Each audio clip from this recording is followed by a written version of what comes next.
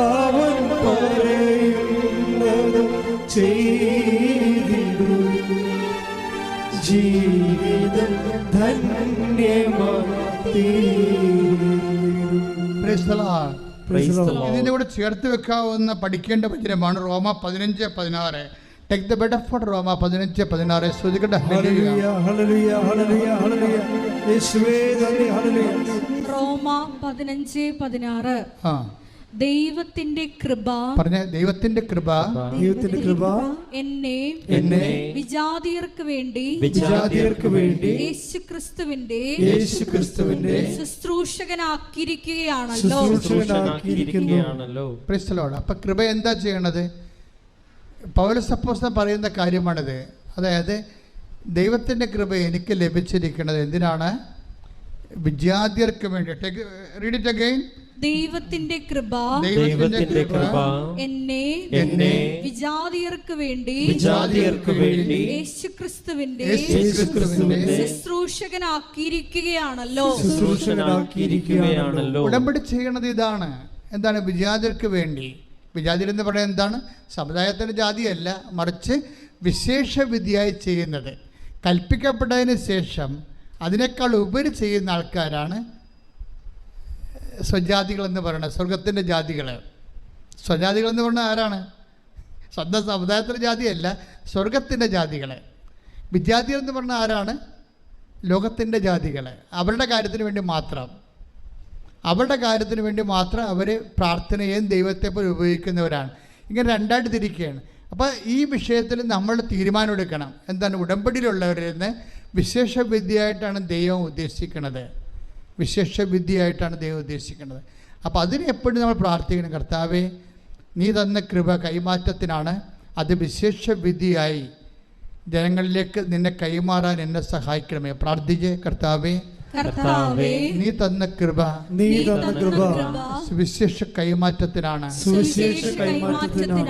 അത് വിശേഷ വിധിയായി മറ്റവരെക്കാൾ ഉപരി കൃപയുടെ ഫലങ്ങൾ പ്രകടിപ്പിച്ചുകൊണ്ട് ധൈര്യത്തോടെ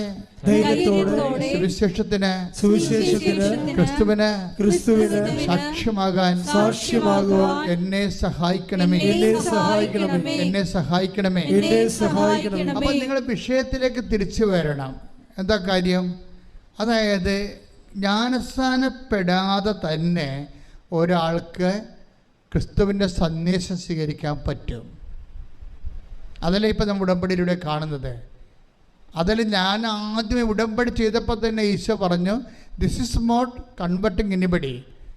ഇതൊന്നും മതപരിവർത്തനത്തിനുള്ളതല്ല, മറിച്ച് എന്താണ്? മനുഷ്യനെ സാന്ത്വനപ്പെടുത്താനും സഹായിക്കാനും ഉള്ളതാണ്. ആരെല്ലാം വേദനപ്പെട്ട് വരുന്നു അവന് ക്രിസ്തുവിൽ പരിഹാരമുണ്ടെന്ന് പറയുന്ന സുവിശേഷം നിന്നോട് ആവശ്യപ്പെടുന്നത് എന്താണ്? വിശേഷ വിധിയായി. നീ ഇന്നലെ ജീവിച്ച പോലെ നിൻ്റെ വയറ് നിൻ്റെ വായെന്ന് പറഞ്ഞ് ജീവിക്കരുത്, മറിച്ച് മറ്റുള്ളവരെ കൂടി കരുതണം. മറ്റുള്ളവരെ കരുതി ജീവിച്ചാൽ ആ ഉടമ്പടി എപ്പോഴും തീയാകണതും വേഗണതും അങ്ങനെയാണ്. മറ്റുള്ളവരെ കരുതി ജീവിക്കാൻ. അപ്പം നിനക്ക് ഈ അനുഗ്രഹം തന്നാൽ എന്ത് പ്രയോജനമെന്ന് ദൈവം ചിന്തിച്ചാൽ, ദൈവത്തിന് മാർക്കില്ല എന്നുണ്ടെങ്കിൽ നിന്നെ ദൈവം വിജാതിയായിട്ട് കാണും. ചിലപ്പോൾ നീ കത്തോലിക്കയായിരിക്കും, പക്ഷെ ദൈവത്തിൻ്റെ മുമ്പിൽ നീ വിജാതിയാണ്. അവിടെ പ്രശ്നം. ഒരു കത്തോലിക്കയും ക്രിസ്ത്യാനിയും ജീവിതത്തിൽ വിജാതിയരായിട്ട് മാറാൻ സാധ്യതയുണ്ട്. നിങ്ങൾ പറയുന്ന വിജാതിയർ സ്വജാതികളായിട്ട് മാറാനും സാധ്യതയുണ്ട്. കാര്യം എന്താണ്? കയ്യിരിപ്പ് പോലെ ഇരിക്കും കാര്യങ്ങൾ. ശ്രുതികട്ടെ. ഹല്ലേലൂയ.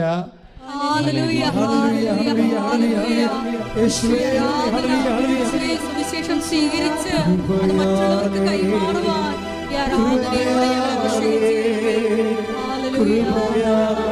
അനുദിനവും കൃപയാലേ കൃപയാലേ കൃപയാലേ അനുദിനവും പരിശുദ്ധ പരമദിവ്യകാരുണ്യത്തിന് ആരാധനയും സ്തുതിയും പുകഴ്ചയും ഉണ്ടായിരിക്കട്ടെ. ഇതിനകത്തൊരു കോമ്പറ്റീഷൻ നല്ലതാണ്. കോമ്പറ്റീഷൻ, അതായത് മറ്റുള്ളവരെക്കാളും കൂടുതലായി ഞാൻ പ്രേക്ഷിത പ്രവർത്തനം ചെയ്യണം. അത് മറ്റുള്ളവർ കാനഡയിൽ പോയാൽ അവർക്ക് IELTS പാസ്സായ PSC പാസ്സായ റാങ്ക് കിട്ടിയ അവർക്ക് അവിടെ കല്യാണം നടന്നാൽ ഞാനും കൂട്ടുകാരിയും ഒരുമിച്ചാണല്ലോ പോയി ഉടമ്പടി എടുത്തിട്ട് അവരുടെ കല്യാണം നടന്ന് എൻ്റെ കല്യാണം നടന്നില്ലെന്ന് പറഞ്ഞ് മോങ്ങിക്കൊണ്ടിരിക്കരുത്. അത് നിങ്ങൾ നെഗറ്റീവ് നിങ്ങളെക്കുറിച്ച് മാത്രം ചിന്തിക്കുന്നത് കൊണ്ട് നിങ്ങളെ വെച്ച് മറ്റുള്ളവരുടെ കിട്ടിയിരിക്കുന്ന ഭൗതിക ആനുകൂല്യങ്ങളും അനുഗ്രഹങ്ങളും വെച്ചുകൊണ്ട് നിങ്ങളെ കമ്പയർ ചെയ്യേണ്ടതാണ്. നിങ്ങൾ കമ്പയർ ചെയ്യണമെന്ന് ദൈവം പറയണ്ടേ. അതെന്താണ് കമ്പയർ ചെയ്യേണ്ടത്? 1 കൊരിന്ത്യൻസിൻ്റെ 15:10 എടുത്ത് ശ്രദ്ധിക്കട്ടെ. ഹല്ലേലൂയ ഹല്ലേലൂയ ഹല്ലേലൂയ ഹല്ലേലൂയ യേശുവേ നന്ദി. ഹല്ലേലൂയ. 1 കൊരിന്ത്യൻസ് 15:10. ഞാൻ എന്തായിരിക്കുന്നുവോ അത് ദൈവകൃപയാലാണ്. എൻ്റെ മേൽ ദൈവം ചൊരിഞ്ഞ കൃപ നിഷ്ഫലമായി പോയിട്ടില്ല. നേരെ മറിച്ച് മറ്റെല്ലാവരെയുംക്കാൾ അധികം ഞാൻ അധ്വാനിച്ചു. അതായത് പ്രശ്നം വെച്ച് കഴിഞ്ഞാൽ മറ്റുള്ള എല്ലാ ഒന്നിനു വായിച്ചേ മറ്റെല്ലാവരെയുംക്കാൾ ആദ്യം മുതലേ ഞാൻ എന്തായിരിക്കുന്നുവോ നിങ്ങൾ പറഞ്ഞേ ഞാൻ എന്തായിരിക്കുന്നുവോ അത് ദൈവകൃപയാലാണ്. എൻ്റെ മേൽ ദൈവം ചൊരിഞ്ഞ കൃപ നിഷ്ഫലമായി പോയിട്ടില്ല. നേരെ മറിച്ച് മറ്റെല്ലാവരെയുംക്കാൾ അധികം ഞാൻ അധ്വാനിച്ചു. പണിപാളി പെട്രോൾ പോലെയാണെന്നാ പറയണത്. സാധനം ആവിയായി പോകുന്ന കൃപ. മറ്റേ മടിയൻ ഒന്നുകൊണ്ടേ കുഴിച്ചിട്ടില്ലേ, അതുപോലെ മറ്റുള്ളവരെക്കാൾ കൂടുതൽ അധ്വാനിച്ചില്ലെങ്കിൽ കൃപ ഫലവത്താകാതിരിക്കാം. കൃപ സൂക്ഷിച്ചു പോകും. പെട്രോൾ വെയിലത്ത് ആവിയാകണ പോലെ നിങ്ങൾക്ക് ഇട്ടിരിക്കുന്ന കൃപ മറ്റുള്ളവരെക്കാൾ കൂടുതൽ നിങ്ങൾ ഒന്നുകൂടി വായിച്ച വചനം 1 കൊരിന്ത്യൻസ് 15:10 ഞാൻ എന്തായിരിക്കുന്നുവോ അത് ദൈവകൃപയാലാണ്. എൻ്റെ മേൽ ദൈവം ചൊരിഞ്ഞ കൃപ നിഷ്ഫലമായി പോയിട്ടില്ല. നേരെ മറിച്ച് മറ്റെല്ലാവരെയുംക്കാൾ അധികം ഞാൻ അധ്വാനിച്ചു. അപ്പൊ ഇവിടെ ഒരു കോമ്പറ്റീഷൻ ഉണ്ട്. എന്താണ്? കൃപയുടെ അധ്വാനങ്ങളിൽ എന്ത് ചെയ്യണം? മറ്റുള്ളവരെക്കാൾ ഞാൻ മുന്നിലായിരിക്കണം. ഇതൊരു കോമ്പറ്റീഷനാണ്. കൃപയുടെ അധ്വാനങ്ങളിൽ മറ്റുള്ളവരെക്കാൾ ഞാൻ കൂടുതലായിരിക്കണം. കാര്യം എന്താ? ഭൗതികമായിട്ടുള്ള പ്രശ്നങ്ങളെന്ന് വെച്ച് കഴിഞ്ഞാൽ ഭൗതികമായ ആനുകൂല്യങ്ങളെ വെച്ച് ദൈവത്തെ അളന്നാൽ മന്ന പെറുക്കിയ ആൾക്കാരെ പോലെ ഇരിക്കും. മന്ന ദൈവം കൊടുത്ത കാലമില്ല. അതാണല്ലോ ഭൗതിക അനുഗ്രഹം. മന്ന കൊടുത്ത കാലത്ത് എന്താ സംഭവിച്ചത്? ആ മക്കളുള്ളവരും പെമ്മക്കളുള്ളവരും വീട്ടിൽ നിറച്ച് പിള്ളേരുള്ളവരുമൊക്കെ കൊട്ടയും കൊണ്ട് നടന്ന് മൊത്തം പെറുക്കിയെടുത്ത്. അപ്പം വിധവകളുണ്ടായി, ഭർത്താവില്ലാത്തവരും മക്കളില്ലാത്തവരുണ്ടായി, അവരും പെറുക്കി. അവസാനം എന്താ പറ്റിയിരിക്കണത്? കൂടുതൽ പെറുക്കിയ ആൾക്കാരുടെ എല്ലാം ചീഞ്ഞുപോയി. അന്നുള്ള ആഹാരം മാത്രം. ഭൗതിക അനുഗ്രഹങ്ങളെ നമുക്ക് യൂസ് ചെയ്യുന്നതൊക്കെ കൂടുതൽ നമ്മൾ ഉണ്ടാക്കിയാലും നമ്മൾ അനുഭവിക്കത്തില്ല എന്നുള്ളതാണ് ബൈബിൾ പറയുന്നത്. കൈയടിച്ച് കർത്താവ് ഹല്ലേലൂയ.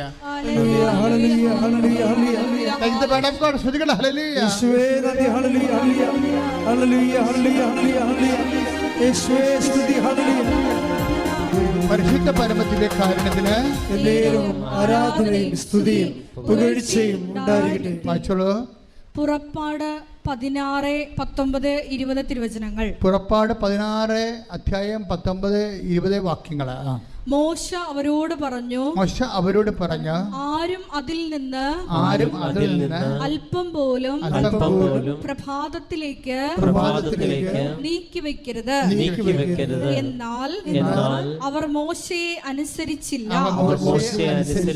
ചിലർ അതിൽ നിന്നും ഒരു ഭാഗം പ്രഭാതത്തിലേക്ക് നീക്കിവെച്ചു. അത് പുഴുത്തു മോശമായി. അതായത് ഇതിൻ്റെ പ്രശ്നം ഇതാണ് വെച്ചാൽ ഭൗതിക ആനുകൂല്യങ്ങളുടെ ആധിക്യത്തിൽ കമ്പയർ ചെയ്തുകൊണ്ട് അഭിരമിക്കരുത്. പുഴുത്ത അനുഭവം ഉണ്ടാകുന്ന അർത്ഥം മനസ്സിലായില്ല. നമുക്ക് പ്രയോജനപ്പെടുത്തില്ല. നിങ്ങൾ എന്തിനാണ് അഭിമാനിക്കേണ്ടത്?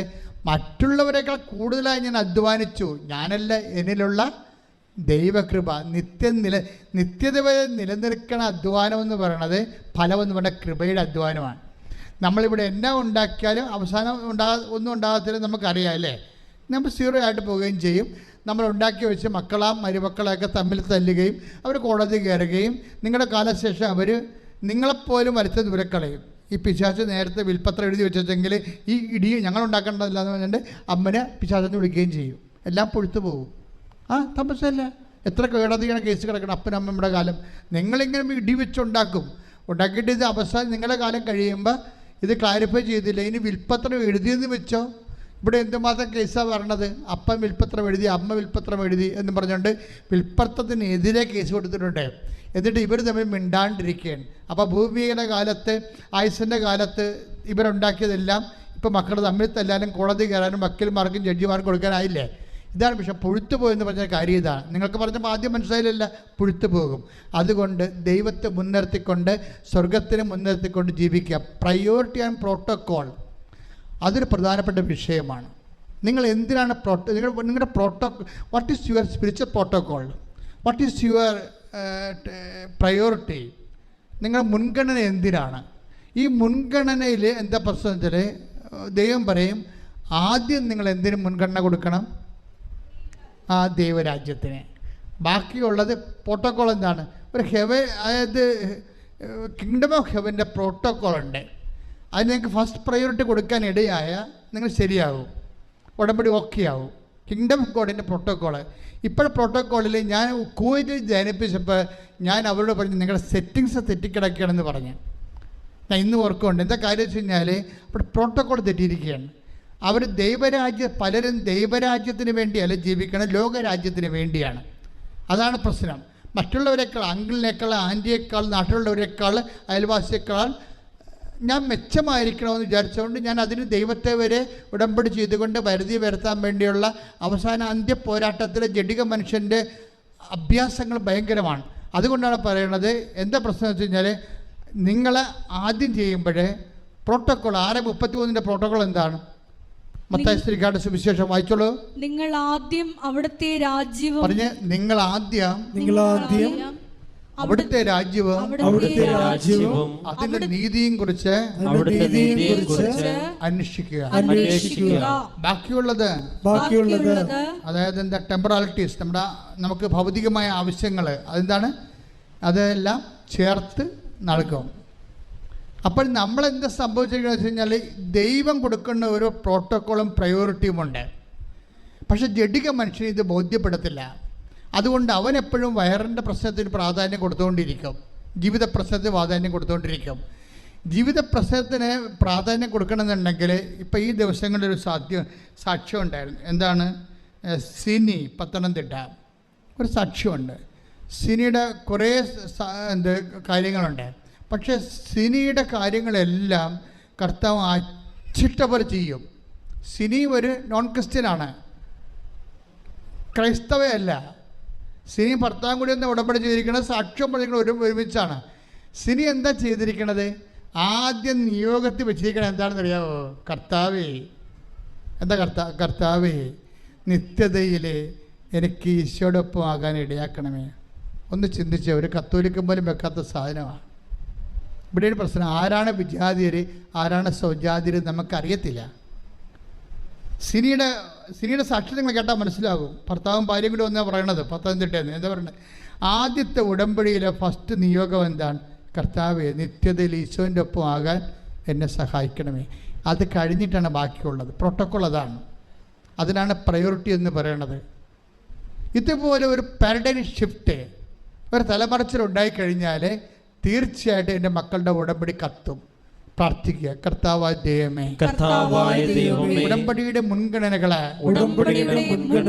ദൈവരാജ്യത്തിന്റെ ക്രമപ്രകാരം പുനഃക്രമീകരിക്കുവാൻ എനിക്ക് വിവേചനത്തിന്റെ പരിശുദ്ധാത്മ അഭിഷേകം നൽകണമേ. പരിശുദ്ധാത്മാവേ,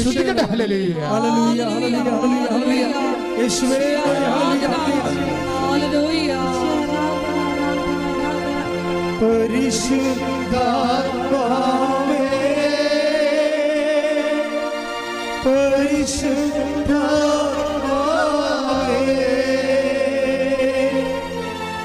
പരിശുദ്ധാത്മാവേ,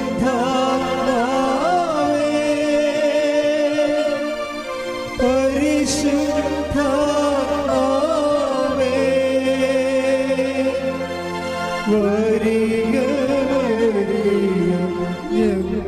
നീ പരിശുദ്ധാത്മാവേ,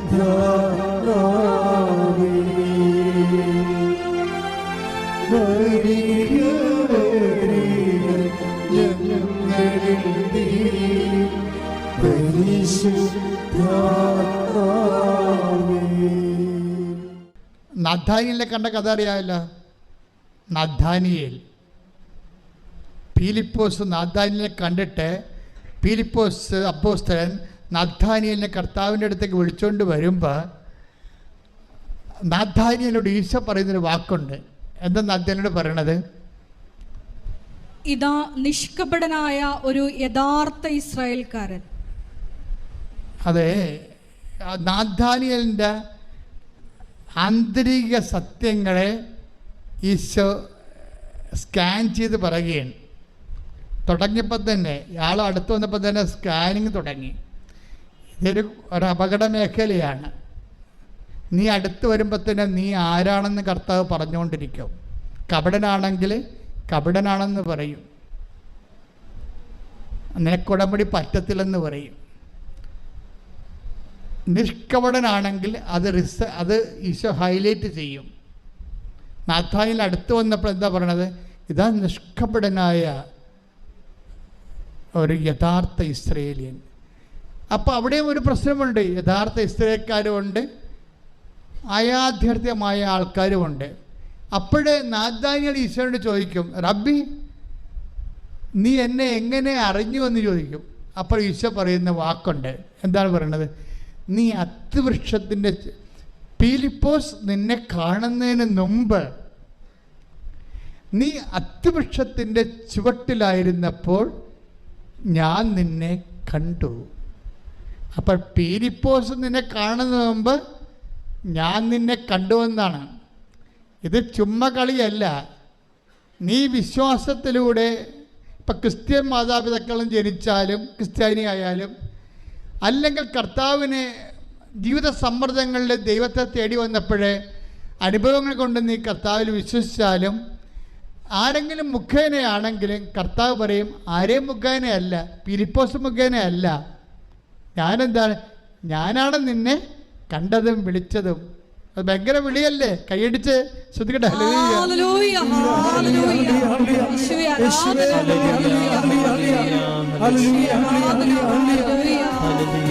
അപ്പൊ എൻ്റെ മക്കൾ ചിന്തിക്കേണ്ടത് എന്താണ്? ഇപ്പോഴേ നിങ്ങൾ ആരെങ്കിലും വിളിച്ചിട്ടോ കൃപാസനം പത്രം കണ്ടിട്ടോ ആരെങ്കിലും നിങ്ങൾ പറഞ്ഞിട്ടോ സാക്ഷ്യം കേട്ടിട്ടോ ആണ് വന്നതെന്നാണ് നിങ്ങൾ പറയണത്. കർത്താവ് അത് അംഗീകരിക്കണില്ല. ഞാൻ നിന്നെ നേരത്തെ കണ്ടത് കൊണ്ടാണ്, ഞാൻ നിന്നെ അനുഗ്രഹിക്കാൻ തീരുമാനിച്ചത് കൊണ്ടാണ്, നീ സ്നേഹിക്കുന്നതിനേക്കാൾ ഉപരി ഞാൻ നിന്നെ സ്നേഹിച്ചത് കൊണ്ടാണ് നീ കൃപാസനം പത്രം കണ്ടതെന്നാണ് പറയണത്. മനസ്സിലായോ? സാക്ഷ്യം കേട്ടിട്ടാണ് നീ വന്നതെന്ന് പറയരുത്. ഞാൻ നിന്നെ സ്നേഹിച്ചത് കൊണ്ടും എനിക്ക് നീ ഇഷ്ടപ്പെട്ടവളായതുകൊണ്ടും ഇഷ്ടപ്പെട്ടവനായതുകൊണ്ടുമാണ് നീ സാക്ഷ്യം കേട്ടത്. വിഷയം മനസ്സിലായില്ലേ? അപ്പോൾ ആദ്യം ആരാണ് സ്നേഹിച്ചത്? ദൈവമാണ്. അതാണ് യോഹന്നാൻ പറയണത്, പ്രിയപ്പെട്ടവരെ നിങ്ങൾ ദൈവത്തെ സ്നേഹിച്ചിട്ട് വേണം ശ്രദ്ധിക്കട്ടെ. ഹല്ലേലൂയ ഹല്ലേലൂയ ഹല്ലേലൂയ ഹല്ലേലൂയ യേശുവേ നന്ദി. ഹല്ലേലൂയ ഹല്ലേലൂയ ഹല്ലേലൂയ ഹല്ലേലൂയ ഹല്ലേലൂയ യേശുവേ സ്തുതി. ഹല്ലേലൂയ ആരാധന ആരാധന യേശുവേ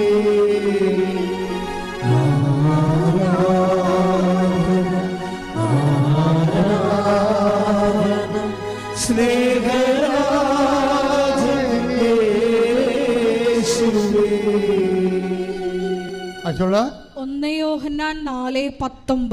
യോഹന്നാൻ 4:19 ആദ്യം അവിടുന്ന് നമ്മെ സ്നേഹിച്ചു. പറഞ്ഞേ, ആദ്യം അവിടുന്ന് നമ്മെ സ്നേഹിച്ചു. അതിനാൽ നാമും അവിടുത്തെ സ്നേഹിക്കുന്നു. ക്ലിയർ അല്ലേ? ആദ്യം നീ കൃപാസനം പത്രമല്ല കണ്ടത്, ആദ്യം നീ സാക്ഷ്യമല്ല കേട്ടത്, ആദ്യം നിൻ്റെ അമ്മയോ ആൻറ്റിയോ കൂട്ടുകാരിയോ നിന്നോട് പറഞ്ഞതല്ല. ആദ്യം ചെയ്തത് നിങ്ങൾ ആരും ഇവിടെ ഭൗതികമായ ഏജൻറ്റുമാരാരുമല്ല. പിന്നെ ആരാണ്? കർത്താവായ ദൈവം നിന്നെ സ്നേഹിക്കുന്നു, കണ്ടെത്തിയിരിക്കുന്നു, വിളിച്ചിരിക്കുന്നു, വിശുദ്ധീകരിച്ചിരിക്കുന്നു, ശക്തീകരിച്ചിരിക്കുന്നു, കൈ സാക്ഷിയാക്കുന്നു. ശ്രദ്ധിക്കട്ടെ. ഹല്ലേലൂയ, ഹല്ലേലൂയ, ഹല്ലേലൂയ. യേശുവേ നന്ദി, ഹല്ലേലൂയ, ഹല്ലേലൂയ. യേശുവേ ആരാധന. ഹല്ലേലൂയ.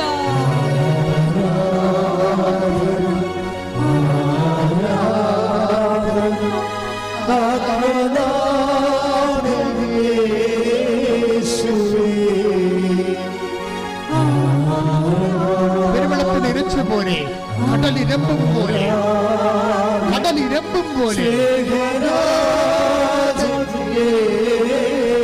എല്ലാവരും ആരാധന.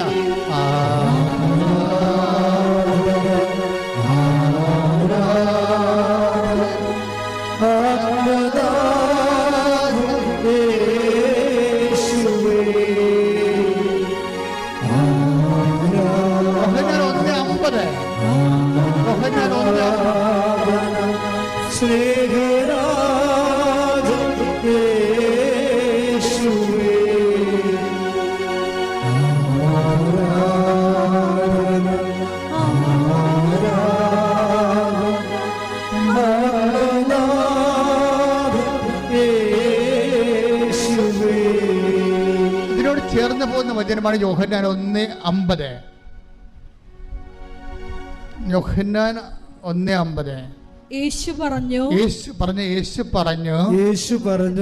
അത്തിമരത്തിന്റെ ചുവട്ടിൽ നിന്നെ കണ്ടു എന്നു ഞാൻ പറഞ്ഞതുകൊണ്ട് നീ എന്നിൽ വിശ്വസിക്കുന്നു അല്ലേ? എന്നാൽ ഇതിനേക്കാൾ വലിയ കാര്യങ്ങൾ നീ കാണും. മനുഷ്യന്റെ ഒരു പോക്കൃതരം കണ്ടില്ലേ?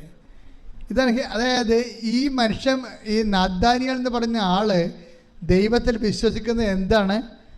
അത്തിമരത്തിൻ്റെ ചുവട്ടിൽ. അതാണ് യോഹന്നാൻ 1:50. അത്തിമരത്തിൻ്റെ ചുവട്ടിൽ ഞാൻ നിന്നെ കണ്ടു എന്ന് പറഞ്ഞത് കൊണ്ട് നീ എന്നെ വിശ്വസിക്കുന്നു. പക്ഷെ എന്താ പ്രശ്നം? അങ്ങനെ ഞാൻ പറഞ്ഞിട്ട്, ഞാൻ ഇനീഷ്യേറ്റീവ് എടുത്തിട്ടല്ല നീ വിശ്വസിക്കേണ്ടതെന്നാണ് പറയണത്. മനസ്സിലായില്ല? പ്രോട്ടോക്കോൾ അല്ല, അതല്ല അതിൻ്റെ പ്രയോറിറ്റി എന്ന് പറയണത്. നീ ഇനിഷ്യേറ്റീവ് എടുക്കണമെന്ന്. മനസ്സിലായില്ലേ? നിങ്ങൾ പറയുമല്ല ഉടമ്പടി ഞാൻ ചെയ്യാം, എന്തെങ്കിലും ഒരു അടയാളം കിട്ടട്ടെ. ഇതാണ് പ്രശ്നം. പല ആൾക്കാരും പണി മേടിക്കണം അങ്ങനെയാണ്. അതായത് അവർക്ക് ഞാൻ പത്രം കൊടുക്കാവേ, ഞാൻ ഉപവസിക്കാവേ, ഞാൻ രോഗികളെ പോയി കാണാവേ, ഞാൻ ആശുപത്രിയിൽ പോകാവേ എന്താണ്? എന്തെങ്കിലും ഒരു അടയാളം കാണട്ടെ. ജപ്തി നടപടിക്കാരൻ ഇപ്പോഴും എന്നെ തന്തക്ക വിളിക്കുകയാണല്ലോ, അതിന് മാറ്റമൊന്നും ഇല്ലല്ലോ. അപ്പം അതുകൊണ്ട് നീ അടയാളം കാണാത്ത കാരണം നീ ഉടമ്പടിയിൽ, ഇതിനാണ് ദുഷ്ടൻ, മടിയൻ, ഹിപ്പോക്രാറ്റ്സ്, അവിശ്വസ്തൻ എന്നൊക്കെ പറയണത്. അത് ദൈവത്തെ പരീക്ഷിക്കാൻ വേണ്ടി ആദ്യം അടയാളം കാണിക്കാൻ പറയും. കല്ലുകൾ അപ്പമാക്കാൻ വേണ്ടി ഒരുത്തൻ പറഞ്ഞില്ലേ? ആരാണ്? പിശാച്. അതാ പ്രശ്നം. ഉടമ്പടി എടുത്തതിൽ 50% പിശാചുകളുണ്ട്. എന്താ പ്രശ്നം വെച്ച് കഴിഞ്ഞാൽ ആദ്യം ദൈവം അടയാളം കാണിക്കണമെന്നാണ് പറയണത്. ഇപ്പം ഈശോ എന്നാ പറയണത്? നീ അത്തിമരത്തിൻ്റെ ചുവട്ടിലായിരുന്നപ്പോൾ ഞാൻ നിന്നെ കണ്ടു എന്ന് പറഞ്ഞത് കൊണ്ടല്ലേ നീ വിശ്വസിക്കണത്. എന്നിട്ട് പറയും, ഇനി കാണാത്ത കാര്യങ്ങളൊക്കെ ഉണ്ട്, അതൊക്കെ വരട്ടെ. നീ വിശ്വാസത്തിൽ വളരുമ്പോഴാണ് കാണാത്ത കാര്യങ്ങൾ, കണ്ണ് കാണാത്ത കാര്യങ്ങൾ നിന്നെ കാണിക്കാൻ പോണത്. വിശ്വാസത്തിൻ്റെ അന്ത്യം എന്താണ്? കണ്ണ് കാണാത്ത കാര്യങ്ങൾ കാണിക്കുകയാണ്.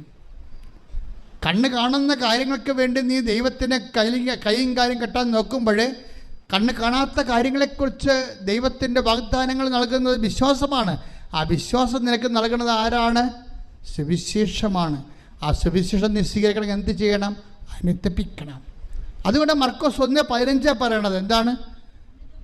അനുതപിക്കുക, സുവിശേഷത്തെ വിശ്വസിക്കുക. ഈ അനുതാപം എന്ന് പറഞ്ഞ ഉടമ്പടി പ്രകാരം എന്താണ്? ഒത്തിരി മേഖലകൾ അനുതപിക്കാം, പക്ഷെ ബേസിക്കായിട്ട് എന്താണ്?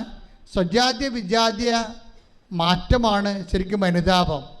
എന്നാണ് നീ ദൈവത്തിൻ്റെ കാര്യങ്ങൾക്ക് പ്രയോറിറ്റി, മുൻഗണന കൊടുക്കുകയും ജഡീയ കാര്യങ്ങളെ നീ 2ാം സ്ഥാനത്ത് കൊണ്ടുവരികയും ചെയ്യുമ്പോൾ അനുതാപമായി. ഇതൊരു നിലപാടാണ്. അനുതാപം എന്ന് പറയണത് കുറച്ച് മോങ്ങിക്കറിഞ്ഞ് കുമ്പസാരിച്ചിട്ട് പാപക്ഷമ മേടിക്കണം മാത്രമല്ല, അതൊരു ജീവിത നിലപാടാണ്. എന്ന് നീ ദൈവത്തിന് 1-ാം സ്ഥാനം കൊടുക്കുന്നുവോ അപ്പോൾ അനുതാപമായി. നിനക്ക് 2-ാം സ്ഥാനം വരുന്നുവോ അപ്പോൾ അനുതാപമായി. ഉടമ്പടി നിയോഗങ്ങൾക്കാണ് നീ 1-ാം സ്ഥാനം കൊടുക്കണമെങ്കിൽ നീ രാജ്യത്തിൻ്റെ സന്തതികളാണ്. ഉടമ്പടിയുടെ നിബന്ധനകൾക്കാണ് നീ 1-ാം സ്ഥാനം കൊടുക്കണമെങ്കിൽ നീ സ്വർഗരാജ്യത്തിൻ്റെ സന്തതിയാണ്. ഏതിനാണ് നീ പ്രാധാന്യം കൊടുക്കണമെന്ന് നീ തീരുമാനിച്ച് വിവേചനത്തിലേക്ക് വരുമ്പോൾ ഉടമ്പടിയുടെ നിബന്ധനകൾക്ക് 1-ാം സ്ഥാനം കൊടുത്താൽ, നിയോഗങ്ങൾക്ക് 2-ാം സ്ഥാനവും നിബന്ധനകൾക്ക് 1-ാം സ്ഥാനം കൊടുത്താൽ നീ അനുദപിച്ചിരിക്കുന്ന അർത്ഥം. അതാണ് നീ സുവിശേഷത്തിൽ വിശ്വസിച്ചിരിക്കണമെന്ന് അർത്ഥം. മനസ്സിലായില്ലേ? അതാണ് മർക്കോസിൻ്റെ 1:15. ഇനി നീ ഇതുപോലെ നിൻ്റെ ജീവിതത്തെക്കാളുപരി ദൈവത്തിനും ദൈവത്തിൻ്റെ വചനങ്ങൾക്കും അതനുസരിച്ചുള്ള ജീവിത പുനഃക്രമീകരണക്കും നീ 1-ാം സ്ഥാനം കൊടുത്ത് ജീവിതത്തിൽ ക്രിസ്തുവിനെ സ്വീകരിച്ചു കഴിഞ്ഞാൽ അടുത്ത നടപടി എന്താണ്? നിങ്ങൾ ലോകം മുഴുവനും പോകണം. 16:15 മർക്കോസ്. എന്താണ്? നിങ്ങൾ ലോകം മുഴുവനും പോകണം. എന്തു ചെയ്യണം? എല്ലാ സൃഷ്ടികളോടും നീ സ്വീകരിച്ച കൃപ കൈമാറണം. മനസ്സിലായില്ലേ? സുവിശേഷം സ്വീകരിച്ചാൽ മാത്രം പോരാ. അപ്പോൾ മർക്കോസിൻ്റെ സുവിശേഷം വളരെ ഇടിപെട്ട സുവിശേഷമാണ്. കാര്യം തുടങ്ങുന്ന സുവിശേഷത്തിലാണ്. അനുദപിക്കുക, സുവിശേഷത്തിൽ വിശ്വസിക്കുക. മർക്കോസ് അവസാനിപ്പിക്കുന്ന 16:15 എന്താ പറയണത്? ലോകം മുഴുവൻ പോവുക, സുവിശേഷം കൈമാറുക. എന്ന് വെച്ചാൽ ബൈബിളിലെ വിജാതിയർക്ക് സുവിശേഷം കൈമാറുക എന്ന് വെച്ചാൽ പൗലോസ് പറയും കൃപയുടെ കൈമാറ്റമാണെന്ന് പറയും. സുവിശേഷത്തിന് കൃപ എന്നൊരർത്ഥമുണ്ട്. നമ്മൾ കൃപ കൈമാറുമ്പോൾ മറ്റു മനുഷ്യരുടെ ആവശ്യങ്ങളെ ക്രിസ്തുവിനെ മുൻനിർത്തിക്കൊണ്ട് പ്രയോറിറ്റി കൊടുത്തു കഴിയുമ്പോൾ, മുൻഗണന കൊടുത്തു കഴിയുമ്പോൾ കൃപയുടെ കൈമാറ്റമാണ്. ദാറ്റ് മീൻസ് സുവിശേഷം ആയവർക്ക് മാത്രമേ സുവിശേഷം ഏകാൻ പറ്റത്തുള്ളൂ. എന്തിന് ഞാൻ ഉടമ്പടി എടുക്കണം നിന്നോട് ഉടമ്പടി എടുക്കണം എന്ന് ചോദിച്ചാൽ നിനക്ക് ഒത്തിരി ഉത്തരമുള്ളൂ കൃപയുടെ കൈമാറ്റത്തിന്. കൈയടിച്ച് കർത്താവ്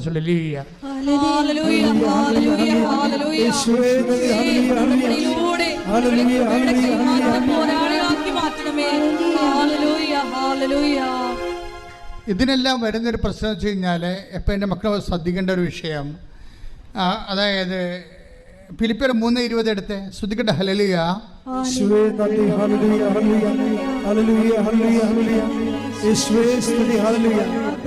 ഫിലിപ്പി 3:20 ഭൗമികമായത് മാത്രം എന്ന് പറഞ്ഞേ. ഭൗമികമായത് മാത്രം അവർ ചിന്തിക്കുന്നു. എന്നാൽ നമ്മുടെ പൗരത്വം സ്വർഗത്തിലാണ്. അപ്പൊ 2 പൗരത്വമുണ്ട്. മനസ്സിലായില്ലേ? പൗരത്വം എ ഗ്രേഡ് ഉണ്ട്, പൗരത്വം ബി ഗ്രേഡ് ഉണ്ട്. ഇതിൽ ഏത് പൗരത്വമാണ് നീ സ്വീകരിച്ചിരിക്കണമെന്ന പ്രശ്നം. അതായത് നിൻ്റെ കാര്യം, നിൻ്റെ വീട്, നിൻ്റെ വയറ്, നിൻ്റെ വീട്ടുകാരൻ, നിൻ്റെ നാട്ടുകാരൻ, നിൻ്റെ സ്വന്തം, നിൻ്റെ ആവശ്യം എന്ന് പറയുന്നത് ലോകപൗരത്വമാണ്, ഭൗമിക പൗരത്വമാണ്. ഈ ഭൗമിക പൗരത്വത്തിന് വേണ്ടി ക്രിസ്തു ലോകത്തിലേക്ക് വരേണ്ട ഒരു കാര്യവുമില്ല. നീ നിൻ്റെ ജീവിതത്തെ മാത്രം പ്രാധാന്യം കൊടുത്താൽ അതിൻ്റെ അർത്ഥം നീ ക്രിസ്തുവിനെ മാറ്റി നിർത്തിക്കൊണ്ട് ജീവിതത്തെ വ്യാഖ്യാനിക്കുന്നുവെന്നാണ് അതിൻ്റെ അർത്ഥം. അത് മീൻസ് 2-ാം പൗരത്വത്തിനാണ് നീ പ്രാധാന്യം കൊടുക്കുന്നത്. 2-ാം പൗരത്വം. 1-ാം പൗരത്വം എന്ന് പറഞ്ഞാൽ എന്താണ്? വിശ്വാസിയുടെ 1-ാം പൗരത്വം എന്താണ്? ഫിലിപ്പിയർ 3:20 അതെന്താണ്? നമ്മുടെ പൗരത്വം സ്വർഗത്തിലാണ്. അപ്പം ഈ സ്വർഗീയ പൗരത്വത്തിന് വേണ്ടി നമ്മൾ എന്ത് വേണമെങ്കിലും ഇൻവെസ്റ്റ് ചെയ്യും, എന്ത് വേണമെങ്കിലും. ഇപ്പം നമ്മൾ ക്ഷമിക്കും, സഹിക്കും, അതുപോലെ തന്നെ വിട്ടുകൊടുക്കും, വേണ്ട കളയെന്ന് വെക്കും, കളപ്പോട്ട് എന്ന് പറയും. ആരോടും പരിഭവത്തിനോ പരാതിക്കോ തർക്കത്തിനോ ഒന്നും പോകത്തില്ല. എന്താ കാര്യം? നമ്മുടെ പൗരത്വം സ്വർഗത്തിലാണ്, നിത്യതയാണ് നമ്മൾ ലക്ഷ്യം വച്ചിരിക്കുന്നത്. അപ്പോൾ ഉടമ്പടിയിൽ എപ്പോഴും ഇതുപോലൊരു പ്രയോറിറ്റി വേണം. എന്താണ്?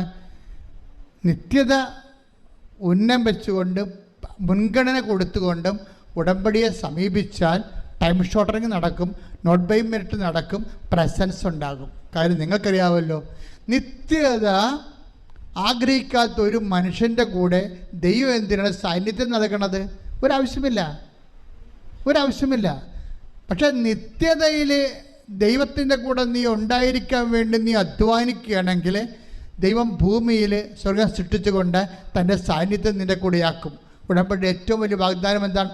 I will be with you wherever you go. നീ എവിടെ പോയാലും ഞാൻ നിൻ്റെ കൂടെ ഉണ്ടാകും.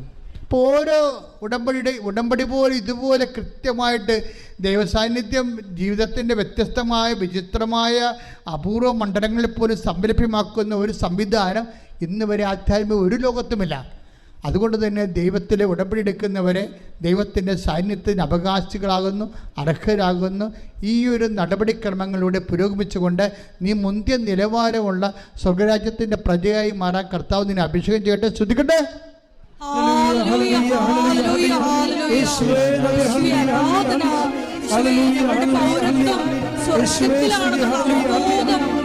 ഞങ്ങളുടെ വാക്കുകളും പ്രവൃത്തികളും നൽകണമേ. എല്ലാവരും എഴുന്നേൽക്കുക. ആരാധന ആരാധന. ഹല്ലേലൂയ ഹല്ലേലൂയ ഹല്ലേലൂയ ഹല്ലേലൂയ ഹല്ലേലൂയ ഹല്ലേലൂയ യേശുവേ മഹത്വം മഹത്വം മഹത്വം മഹത്വം. ഹല്ലേലൂയ ഹല്ലേലൂയ ഹല്ലേലൂയ യേശുവേ നന്ദി. ഹല്ലേലൂയ ഹല്ലേലൂയ നന്ദി. യേശുവേ ആരാധന. ഹല്ലേലൂയ